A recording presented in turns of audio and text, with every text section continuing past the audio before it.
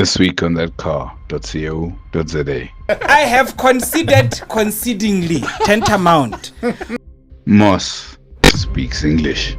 You know, I was thinking of word of the week. Tantamount. Ooh, big words thrown around when people are on leave. Hey, bruh. But it's tantamount. The resident farmer also speaks English. I didn't even know what It reminded me of, did you guys hear number one saying a brouhaha? Tantamount. But you know what? We still rock cars.